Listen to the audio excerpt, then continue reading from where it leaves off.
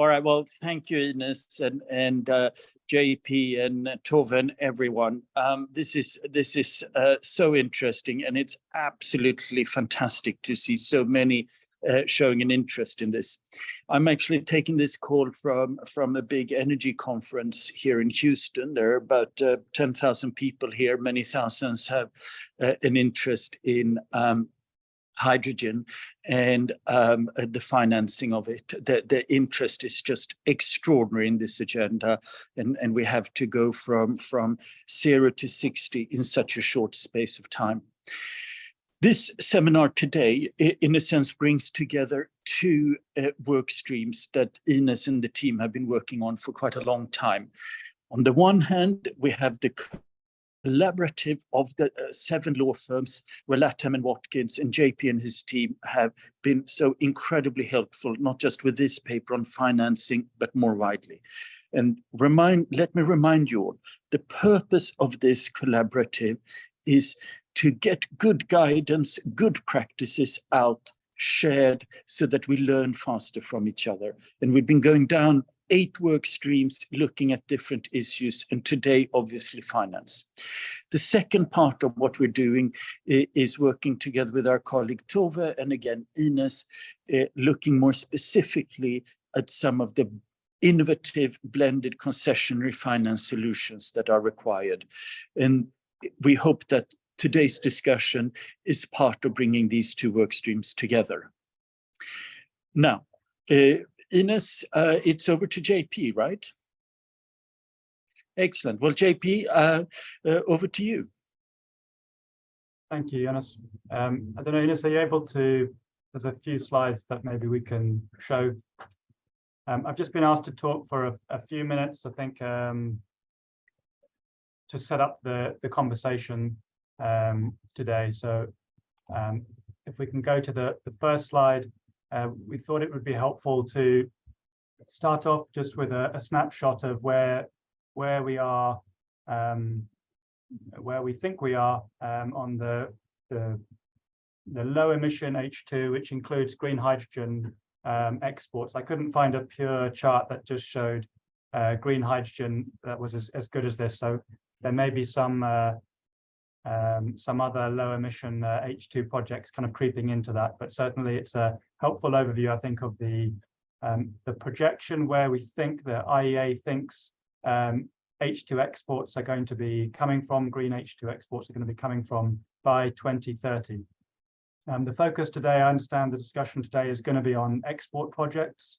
Maybe it's important to note up front that there are, a number of green hydrogen projects that are currently in the pipeline that are for domestic use or local regional use, and some of those have already launched financings, project financing. So we should bear that in mind. We're not focusing on those today, but they still provide a useful benchmark, because a number of the risks that are covered off in the financing of those integrated green hydrogen projects, like the H2 Green Steel project in Sweden, still apply also to green hydrogen export projects, so useful to bear in mind. That one, the Swedish H2 Green Steel project, which relies on green hydrogen to produce steel, is financed by, or will be financed by, EIB, ECAs, and commercial banks, plus, interestingly, institutional investors providing a junior debt facility. So that's something that maybe we can touch on during today's discussions. On the export side, there are clearly a very high number of projects slated to reach production by 2030, as shown in this chart. In terms of financing opportunities, the NEOM project in Saudi Arabia, we'll all be aware, has announced a $8.5 billion project financing. Again, interestingly, involving senior junior debt structure. That's being funded, we understand, by the announcements made, regional and international commercial banks predominantly, and some regional development funds. So again, a mixture of players involved in that. I think it's not clear at this point which of the other projects that make up this kind of global picture you see in front of you will be project financed. but it's clear that significant debt capital will be required for a number of these export projects to get off the ground. So maybe, Ines, we can then move on to the next slide, just to provide a brief overview of the contracting guide. What it covers. As Jonas mentioned, the guide is there to provide some international best practice ideas, suggestions for industry discussion. It's divided into two parts, the guide. The first one is covering off on best practice, the second on some more specific guidance on structuring of project finance deals. The first part is covering finance sources and risk allocation predominantly, as well as looking at the government, public sector finance and regulatory landscape.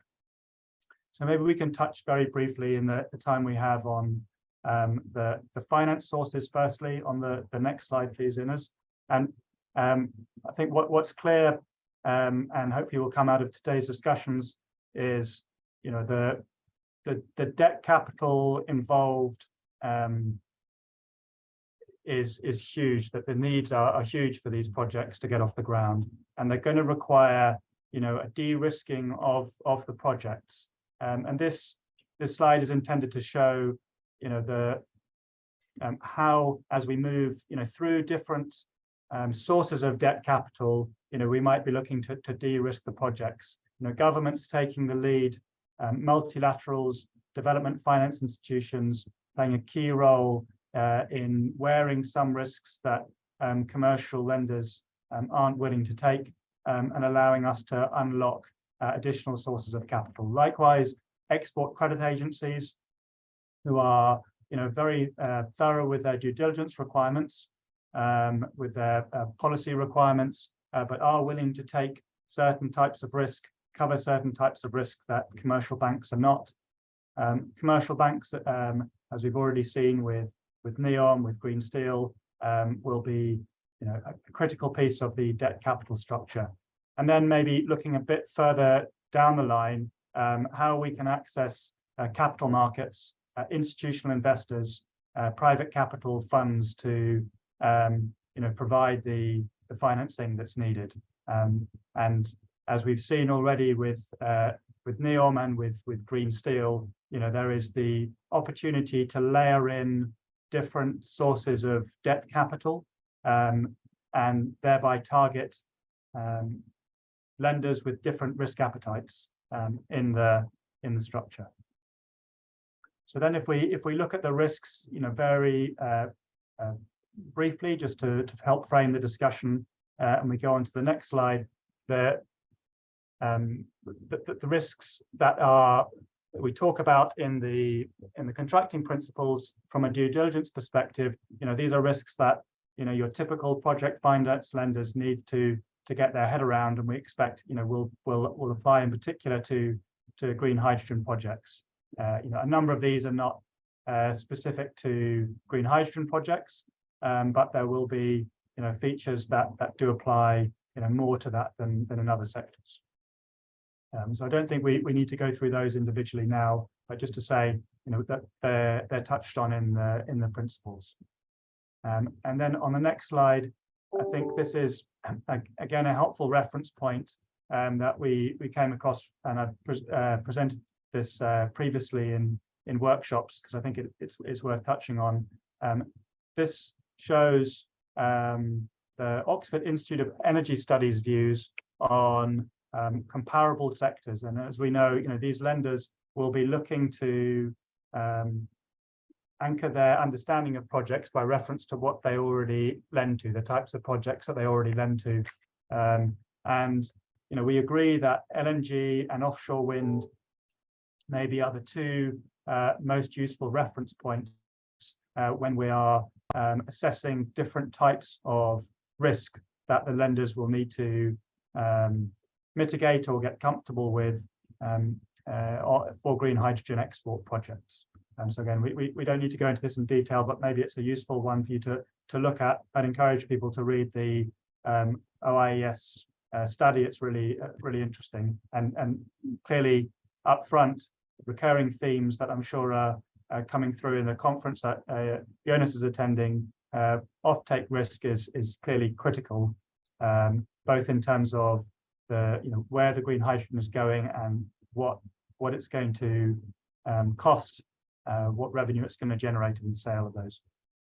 For the NEOM project, it's publicly available information that Air Products signed a long-term, very long-term fixed price green ammonia offtake contract. So that's nice if you can get it, but clearly that's not going to be available to all projects. But the fixed price solution is one we're hearing talked about a lot in the industry, and has a correlation to offshore wind in that sense, where the price is effectively subsidized by the end user market. Okay, then I think, do we have another slide if there's time? Just quickly touch on risk allocation and sponsor support, which is also covered off in the guide. Clearly, sponsor support is critical for the large scale export projects. So getting the right sponsor group in that has the balance sheet strength to provide the equity investment and mitigate risks to the extent needed to make these projects bankable will be extremely important. Obviously, it goes without saying that the experience of international energy companies as well will be important, given their experience in developing complex projects and engaging and reaching sensible negotiated outcomes with host governments, which I'm sure will be a topic of conversation today. So, Ines, I hope that was helpful. Just to that's very helpful. Thank you very much. Before we move on, JP, could you just you say what you're seeing increasingly is fixed price. Obviously, long term, in an ideal scenario, not many, as you say, have the privilege of that. How is that? How do you see that price being fixed to what?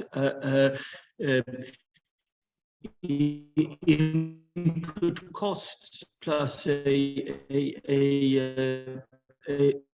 levy on that. I've heard a little bit agree, or do you see something else becoming the formula here? Yeah, you broke up. I'm not sure if it was me or you, but you broke up a little bit there. But I think the question was around the. I think I would say a kind of caveat from a lawyer that it's it's a bit early to be talking. I think in too much around the how the market is evolving. Obviously, we're jumping on the scraps that we have available to us. The NEOM project clearly it's a nice solution if you can get it. I think that my understanding is, well, clearly the fixed price needs to be sufficient to cover your the project's needs. It needs to be the payments that are made for the cargoes of green ammonia need to be sufficient to cover debt service, to cover project costs, and to generate a certain rate of return.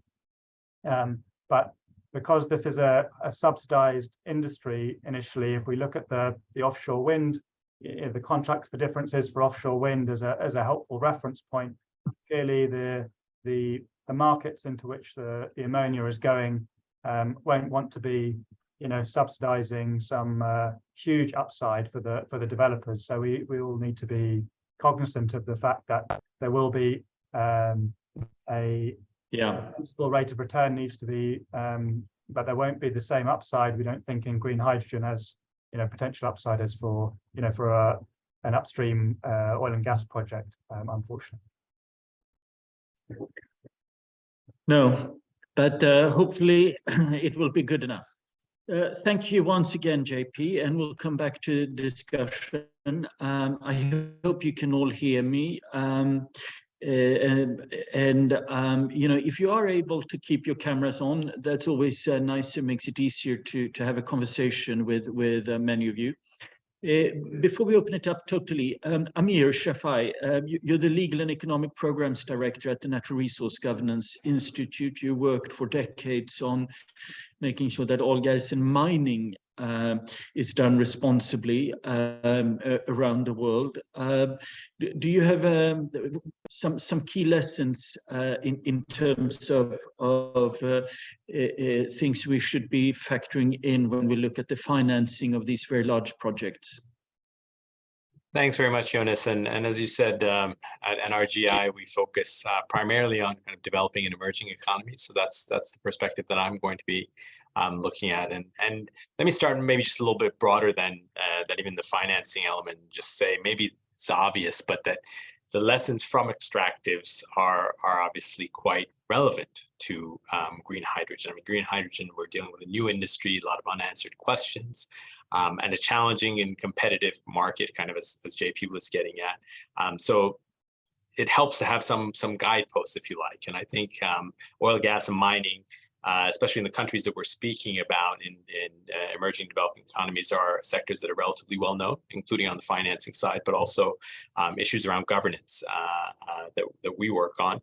And I think there's a fair bit of shared features between these two sectors. So one, I would say high expectations. I think that's clear with hydrogen these days, and has been the case with extractives. And sometimes those expectations need to be managed. So that's one lesson, if you like. We've got complex structures for the transactions, the financings, often same types of lenders and sponsors involved, as JP was alluding to. Some of the main energy companies are moving into the space in hydrogen and green hydrogen.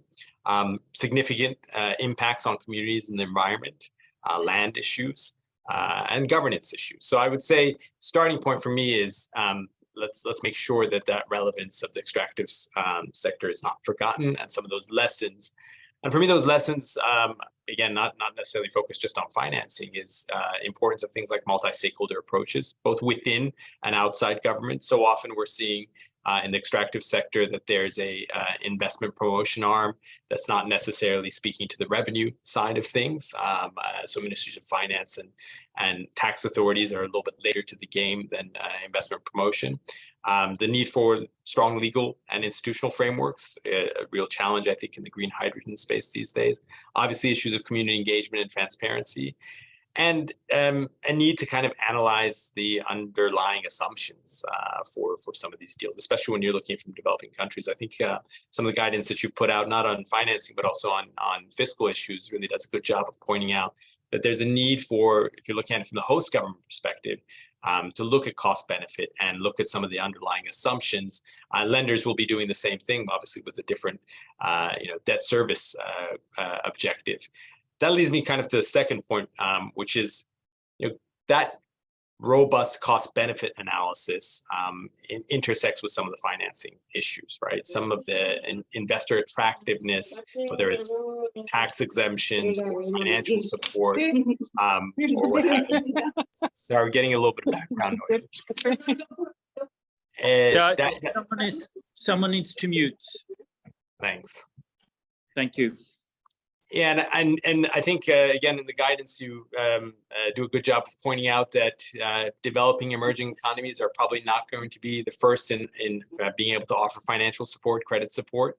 But government support is definitely part of the deal, whether it's on the subsidy side from consumption, but also financing. If the NEOM deal that JP refers to, it does seem to be that sovereign money is playing an important role there. So I think when we look at that, sort of what's the government role, especially the developing emerging economy role, the extractive lessons is if you're looking at heavy tax exemptions or freezing or stabilizing regulatory regime for long-term or life of project, I can tell you from our organization's perspective, working with host societies, that's led to a lot of frustration down the road.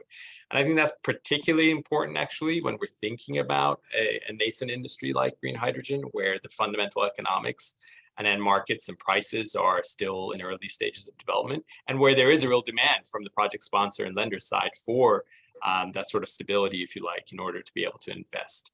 So that cost benefit analysis becomes that much more important. And I think there's some interesting steps being taken. I saw some work that's been done by actually a vehicle that's quite important in the extractive space, EITI, Extractives Industry Transparency Initiative, in a jurisdiction like Mauritania, where they've done a report on the green hydrogen prospects and actually done some high-level modeling. And I think that's going to be really important as societies kind of and government host governments kind of look at the balance of benefits and costs associated with these projects and what sort of incentives make sense or don't.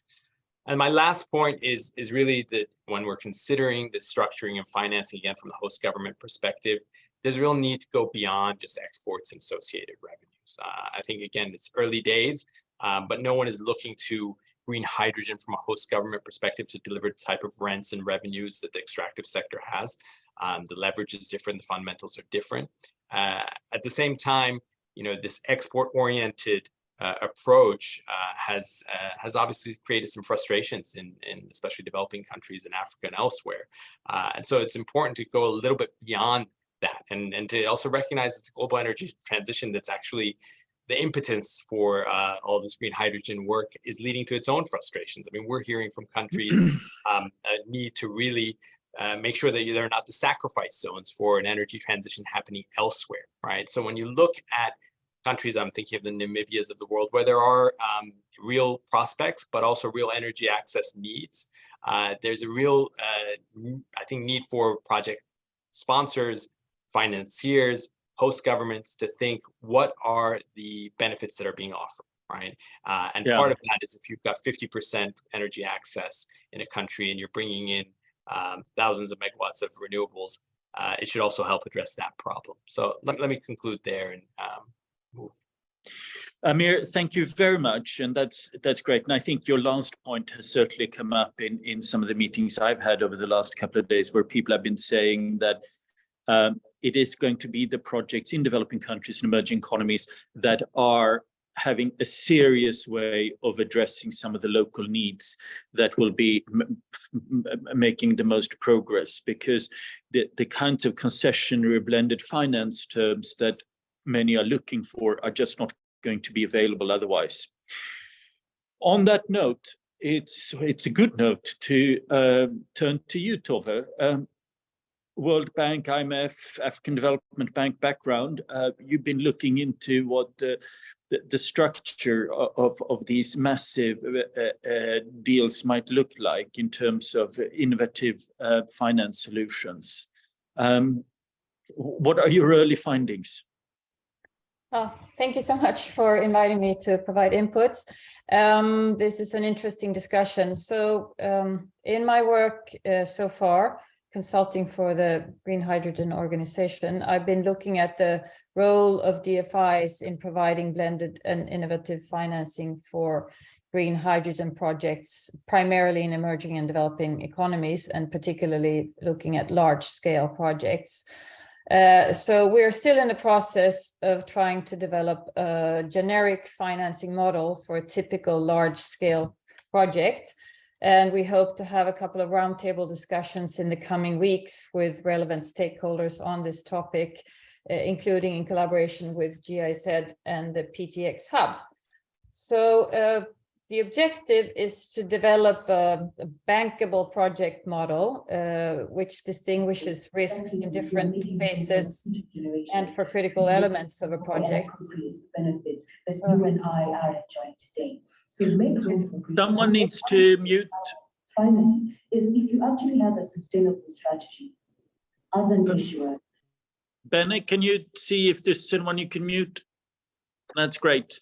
Thank you. Sorry. Yeah, so no worries. Sorry, we're trying to develop a bankable project model that distinguishes risks in different phases and for critical elements of a project, and where we can identify options for de-risking these and finding risk allocation models to unlock blended financing instruments from DFIs. So that's the project I'm currently working on. And to back to your questions on what we've found so far. So basically, we've been just talking with numerous various stakeholders across the whole spectrum. And I think what's come out clearly is that there is a clear need for improved communication, collaboration, and coordination, not only amongst the stakeholders in the entire sector, but also amongst the DFIs themselves. There's very much of a silo atmosphere, and everybody's doing their own thing. So I think there is a clear demand for a common investment platform for the sector, but there is not yet a consensus on what it would look like or how it would be managed, and whether any of the DFIs could take a leading role in developing and possibly even hosting such a platform. Nobody has come forward to say they're willing to do so, but there are some successful new initiatives that could serve as examples on a, well, scaled up then. That's, for example, that's the Africa 50 infrastructure investment platform. There is the IFC scaling infrastructure, and there is also the SDG Namibia 1 fund. So these are all examples that could be looked at, and whether there's an option for scaling them up, and whether DFIs could really take a lead role in this. Another thing that concerns stakeholders we've spoken to is the need for substantive risk reduction in the sector. And we've specifically then been looking at what role DFIs can play in reducing these risks. So aside from providing finance, obviously DFIs can be instrumental in conducting environmental social impact assessments, strengthening legal frameworks, providing technical assistance, and developing pilot projects, etc. But as I mentioned, our focus has been on the role of providing blended and innovative financing. So from these initial consultations, I think there are three primary issues that stand out. And first of all, concessional finance and grants play an important catalytic role in emerging and developing economies. And rather than the actual magnitude of the financing, it seems that the mere support from a DFI or an MDB during the initial development phase of a project can have very positive signaling effects, and thereby lowering the cost of capital significantly. So if I'm reading that right, that actually means that DFIs should consider providing financing, becoming anchor investors, so to speak, for a larger portfolio of smaller projects, rather than mobilizing significant and often scarce resources for a very few select projects. That's one issue that stands out. And second, in line with the ideas of the Bridgetown Initiative, we find that the guarantee instrument must be massively scaled up, and innovative guarantee concepts are needed to cover identified risks along the entire value chain of the project, including limits to offtake agreements and long-term commercial lending. So we need to think outside the box, and we think that DFIs can be instrumental in scaling these up, including by building on previously established initiatives. And one initiative that has been mentioned in particular is the International Finance Facility for Education that's recently been launched. There they use guarantees provided by stakeholders for loan portfolios, and the mechanism has the ability to free up MDB capital for additional lending, and they promise that they would multiply scarce donor resources up to 7 times across its guarantee and grant windows combined. So initiatives like this, whether these could also be used in the green hydrogen sector, are something that needs to be further looked into. And then last, but definitely not least, as we've heard also before, is the lack of a marketplace for offtake agreements. This is a significant risk factor. And there are some new initiatives promoted by the European Hydrogen Bank and H2 Global, but what we see is that the scale is expected to be insufficient. So the magnitude needs to be scaled up, and whether the DFIs could take on a role as demand aggregators, linking producers and consumer countries by facilitating such a marketplace and underwriting initial market risks for potential off-takers is something that definitely could be handled by the DFIs. So linking back to my earlier point about a need for improved communication, collaboration, and coordination, I think that there's substantive scope for DFIs to come together and agree amongst themselves how the issues we have raised previously can be addressed. With the support of additional and blended and innovative financing, but also who is best suited to take the lead in scaling up these efforts, and how collaboration amongst the DFIs can be improved so that private investment for the green hydrogen sector can really take off. But these are, again, as I said, very initial findings, and we hope to drill down further into the details of this during the roundtable discussions we're planning in the coming weeks, and we'll see whether something more specific comes up. But clearly there's a myriad of options for these guarantee instruments that should be explored. That's great. Thank you so much. Very interesting. A lot of topics to come back to in greater detail. Fabrizio Palmucci, with the Clean Bonds Initiative. Over to you. Is the bond market and green bonds the way to finance these projects? Jonas, nice to meet you, everyone. And I'm bringing the good news here, and but at the same time with a caveat. Yeah. So I agree with the let's say initial conclusion from Tove. Very important points that are coming up again and again with our discussions But Climate Bonds Initiative, we are an NGO, not for profit, and what we do, just going to the bond market, we label bonds so that they are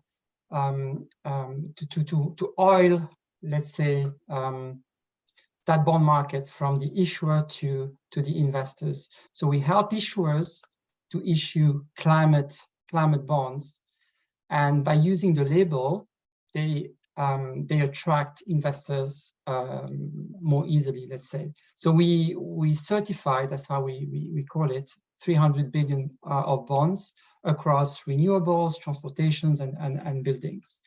But so the question is, so to your questions, can the bond market come in? Definitely, and there's plenty of capacity. So just a step back, the bond market 130 trillion, green bonds about 3 trillion. If I read, by the way, I really recommend that if you can see it, the Financing Green Hydrogen Projects piece that you published, excellent piece. While you talk about 400 billion of projects being announced across governments and corporates, that's really, let's say, that can be absorbed by the bond market. And the green bond market is already financing some hydrogen projects, but it's obviously on the margins, right? So the UK green bond is financing hydrogen with CCUS in the UK. That's on the, let's say, upstream. Air Liquide is doing the same. On the infrastructure bit, you know, the Dutch green bond and the Norwegian green bond is financing as well some infrastructure, some retrofitting of pipeline. But again, that's still at infancy.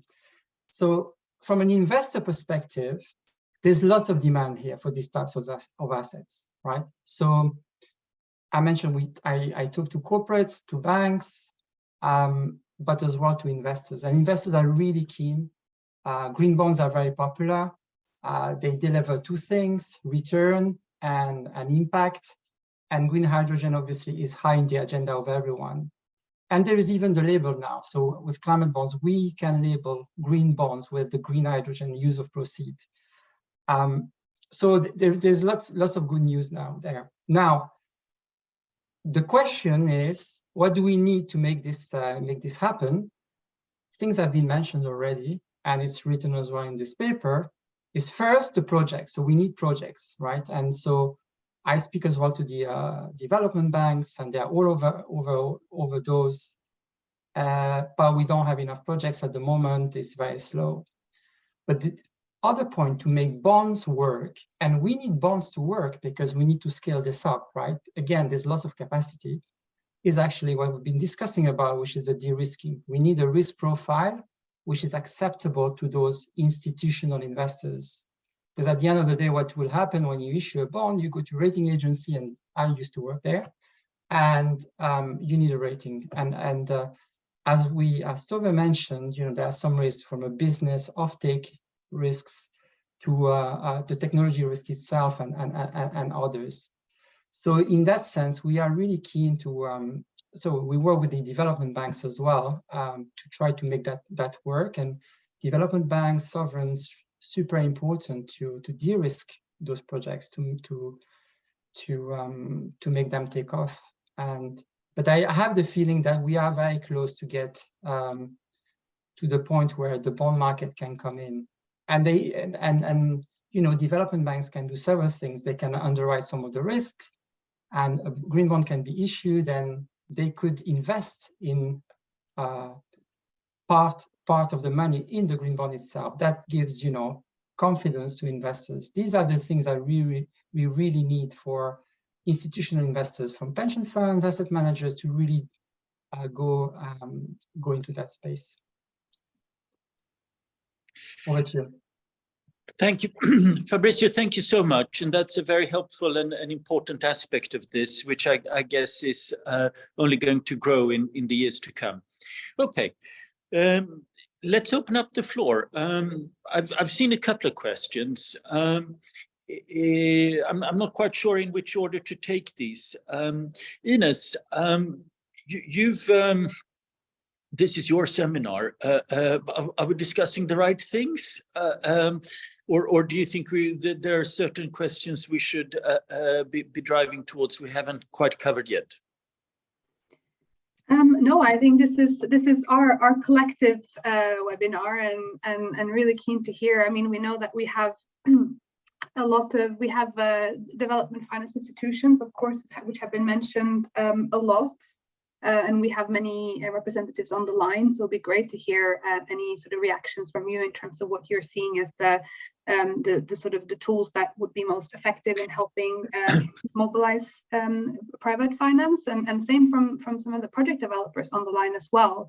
They're looking at, of course, a broad range of financial instruments to and also risk management instruments. And of course, we already touched on the offtake. We hear this quite often, and this idea around sort of aggregating, sort of demand aggregation and things like that. So it'd be great to hear some reactions from the floor. I think, Jonas, we can maybe start with the 2 questions in the chat, and then sort of really encourage everyone to unmute and come in. Okay, that's fine. That's great. And we see a question about recording. We make everything that is always done publicly available. We're all about sharing. So we'll follow that up. Charlie, you had put a question in there. Would you like to explain it so everyone sees it, understands it? Yeah, so I'm following this primarily. We work with sovereigns and to some extent sovereign wealth funds who are sort of looking to get into this space. And one of the things that I'm sort of a little bit hearing from them and thinking of it as for myself is basically technology risk, right? So especially in developing countries or global south, however is best to describe it, often the places where there's the highest amount or a great renewable resource, there's also water scarcity. So in terms of local benefits, you don't want to make things worse, you want to make things better. And I see these glimmers out there of the technologies improving. Maybe we don't need the pure water. Maybe you don't need desalination. Maybe a technology utterly different than electrolyzers could be the key. So I guess I'm curious with this audience, to what extent is technology risk seen as an impediment to deployment of capital for projects today, since all projects today, as I understand it, at scale at least, are really based on the classic pure water electrolyzer. What's the role of, how scary is technology risk to people out there? That's my question. That's great. Thank you. And just to clarify, Charlie's with a law firm, Curtis, and as he made clear, that they do a lot of work primarily with governments and their institutions supporting them. And his law firm, just like JP's, are part of the collaborative effort that we've been working on over the last year. I guess, Charlie, that your question is, just so we are all clear, it's not so much about the technological risks and where things are heading, but more what kind of financial instruments and risk sharing, pricing do we use to manage the fact that there are uncertainties here? You're being Is there kind. anyone? I'm not taking that next leap, but that makes it a much better question. Thank you. Well, I don't know about that, but anyway, we need someone to try to answer it. Do we see any hands up, Ines? Anyone who wishes to come in? Or even on my initial question about, hey, yeah, I'm nervous about electrolyzers being yesterday's technology. I guess the wider point here, which we hear a lot, is that we have a first movers disadvantage. And I think that it's in that respect that, in particular, some of the points that Tove mentioned are so important. So a key question is, how do we overcome a lot of those disadvantages with being early, when we know that capital costs, which are by far the largest costs in this space, are going to fall hopefully very quickly and significantly. JP, you wanted to come in, and then Carolina. Sure, but I guess from a, I'm not sure it's a full answer, but a kind of half answer, if we're just thinking about the project finance challenges.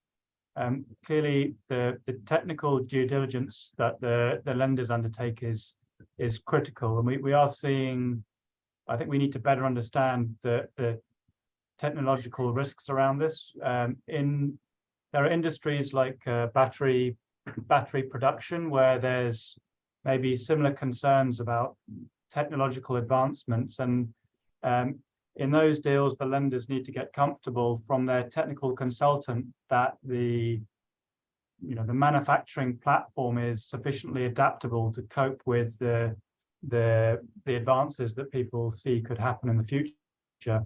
Which I guess goes back to this kind of known unknowns versus unknown unknowns. If there's something on the horizon there, people are talking about, there's a thought that there's going to be a breakthrough in technology that's going to have a huge impact. Can we accommodate that in the upfront specifications, or is this going to kind of require us to tear down the plant and start again? But that's really a technical due diligence question. Clearly, the project needs to stand on its own 2 feet, as it were, from a financing perspective. And from an offtake perspective, again, if we have a fixed price that we know is going to cover project costs and debt service, then we're happy from a lender perspective, just to simplify things. If we have concerns about the viability of the project, and it's relying on some future improvements, then its bankability is going to be a challenge. Just some thoughts. Yeah, for sure. Carolina Rocha from the World Bank, would you like to come in on this? Sure. Just to elaborate a little bit more on the question about the technology risk, I believe that at the bank, another thing that we're seeing is that it's not so much the technology per se a risk, but the fact that we need to pass from megawatt to gigawatt. So up to now, there are only projects that are functioning of maximum 100 megawatts. So whenever the countries are setting targets of having 5-10 gigawatt projects or complex, then it's something that we have never seen.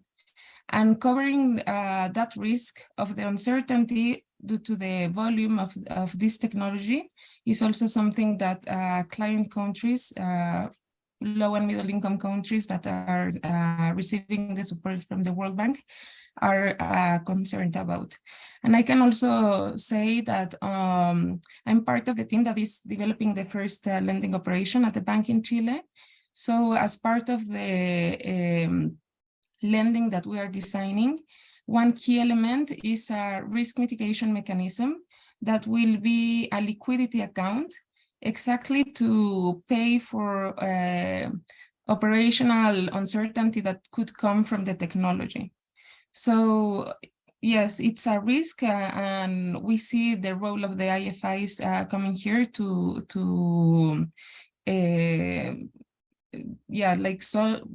provide a solution for this. And also, as part also of the lending, the other risk mitigation is account to pay for the debt service. So we're still designing it to evaluate how long that will be, how long it will cover. But yeah, it will also be triggered if there are some disruptions in the technology. So thank you, Jonas.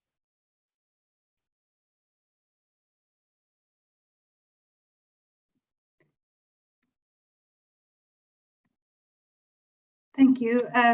Thank you, Caroline. I think we just lost connection for a moment, but really appreciate that, and also the insights from the experiences in Chile, of course, which are quite advanced. I see we have another hand up from Maria. Thanks a lot, Ines. Well, first of all, my name is Maria Jesus Baez. I work in Frankfurt School UNEP Center, and we have been supporting organizations such as H2 Global in their financing evaluation of projects. I wanted to elaborate a bit more on two barriers that were just mentioned. The first one by Carolina just now.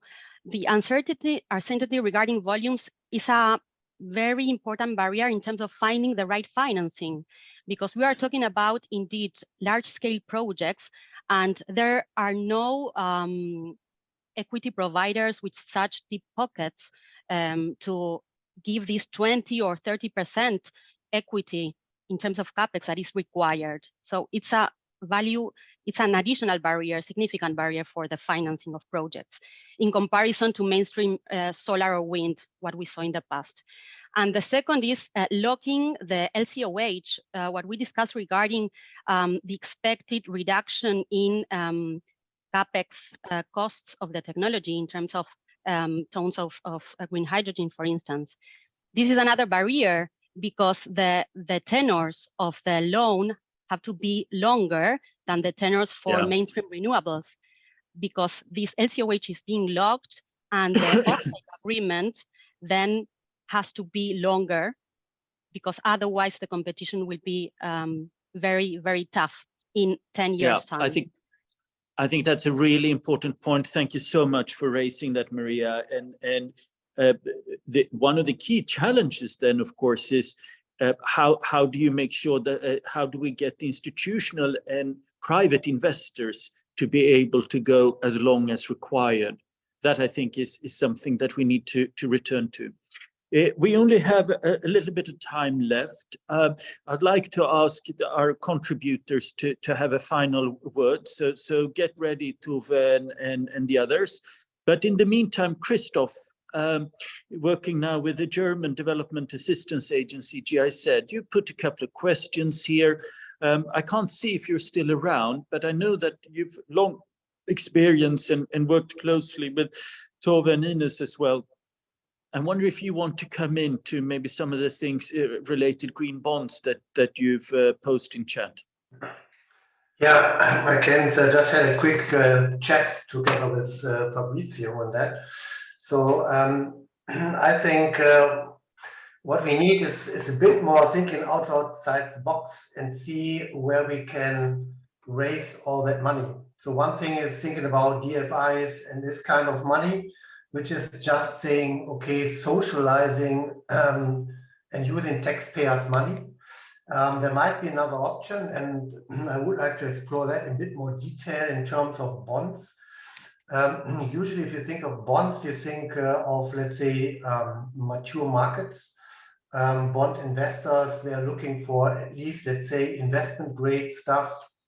So there's actually room. However, if you would try to use a bond more like an asset-backed security, where you try to bundle several projects and financing for projects and structure them like an asset-backed security in an equity piece, mezzanine, and senior piece. So that would be, let's say, a different approach of getting finance for large-scale PTX projects. So, and the reach, people who can invest in this type of investments is much broader than if you try to find, let's say, a bank or an insurance company willing to provide a loan, for example. So yeah, it might be one, let's say, angle we should explore in more detail and see whether we can broaden, let's say, the potential investors up to, let's say, people on the street, basically, not only. Absolutely, no, very important point, and my guess is that is where the green bonds can play a really key role in terms of linking, in a way, new markets together here. Mehmet, I see, have raised a hand. Did you want to have a brief comment or question? Yeah, thank you very much. My name is Mehmet Ulu. Well, I have just small, maybe to add. Mehmet, Mehmet, would you mind telling us where you're coming from? Yeah, well, I'm based in Milan. I'm a PhD in economics. I work on the sustainability issues and this environmental crisis like biodiversity loss connected to renewable energy, structure, technology. Excellent, welcome. It's great to have you part of the conversation. Go ahead. Thank you. I don't know, it's very relevant, but I would like to change the direction to thinking about the sources of financing, especially when we are talking about the debt, the capital debt. We really have to think about the price of the debt capital. And here, I think the monetary policy implementations that comes from the central banks is so important. Well, my argument is that the current conditions here that we look in a global economy, it's not so good when we are thinking about this global financial ecosystem, because the cost of the debt, the capital, it's so high. And this, of course, that's a big issue when we are thinking about financing these projects. Well, to my mind, the narrative here, the transformation of this green economy or the energy facilities or efficiency does not match with the practice that is happening right now when we are talking about the central bank around the world, when they are raising the interest rate. I think that's really important when the question is financing the projects. Thank you very much. And on that note, I wonder if we can now then, over the last 3 minutes, hand back to our presenters. There were a couple of questions here to you, Tove. I wonder if you might want to go first. Sure. I saw only one question for me, so maybe. Okay, maybe just one, yeah. Okay. No, and I answered it privately, but the question was whether we would also be looking at contracts for difference, green premiums or carbon pricing initiatives. And yes, during the discussions we plan to hold with the stakeholders in the roundtable discussions, this will obviously come up as they're raised. Definitely that this could also have an impact on the financing for these larger projects. But the focus from what we've heard so far, the things that have been brought up by the various stakeholders are primarily related to the de-risking. Well, I'm not ruling anything out at this stage. Excellent, thank you. Over to you, JP. Yeah, thank you. No, I mean, just my takeaway is that there's no shortcuts right from today's discussion. Just a lot more work to be done. I look forward to the business model, looking at the financial models that work from Tove. That sounds very interesting, and I think it's just a lot of work by the constituent, like the leaders in this space, the DFIs, with the World Bank, to be the front runners in terms of the risk evaluation and the risk mitigation tools to enable the flow of capital to follow. Absolutely. On that note, Fabrizio? Yeah, exactly. For me as well, very excited to work with the DFIs especially and see how we can bring institutional investors in here. That's our mission here, right? And as soon as possible. So we talked about de-risking. That's probably the main question, but that collaboration that Tove mentioned is clear, and we need that. So really excited to work with all DFIs present today here and our own relationships at Climate Bonds Initiative. Don't hesitate to reach out if you think there's something we can do. Very important, but also, I mean, our colleague Joe, who's on this call as well, and we did a meeting with about 25 institutional investors and developers in the city in London earlier this year, and I got also to say that I think to some extent the developers and the rest of us are not quite ready for some of the institutional investors as well. So, we need a lot of progress on so many fronts in order to move this forward. There is no panacea. Lastly, back to you, Amir. You had a slightly more wide perspective. I wonder if there is a slightly wider point that you might wish to drive home. Yeah, thanks very much, Jonas. And there is. It's really the state of the conversation around all of these, financing obstacles and technological obstacles, and it really puts in perspective the need to bring some of that expectations management. But because I can tell you from some of the countries we're operating in, and you know it as well, there's a lot of excitement, and there can be a lot of potential, but it's a little bit. I think there is a need to have this sort of conversation around what the pathways are, what the benefits are eventually once these structures are a little bit more well placed, right? So I think there's that bigger perspective, if you like, that from the host government or host society perspective, the benefits are still TBD, if you like, for all this homework to be done. Exactly. Thank you. No, that's great. And lastly, back to you, Ines. Could you tell us something about the next steps as part of how we work together? Absolutely. Obviously, this is a high priority issue for us at the Green Hydrogen Organization, and we're looking forward to continuing this discussion at the Africa Green Hydrogen Finance Accelerator Forum in Nouakchott in April. Which we're organizing obviously with the Africa Green Hydrogen Alliance and together with other DFIs and project developers, the World Bank, EIB. So we're really looking forward to that, where we can really drill down on some of the specific finance solutions that we need for some of the large sort of front runner projects across the African continent. And we will be bringing some of those messages to the spring meetings in DC right after the forum in Nouakchott.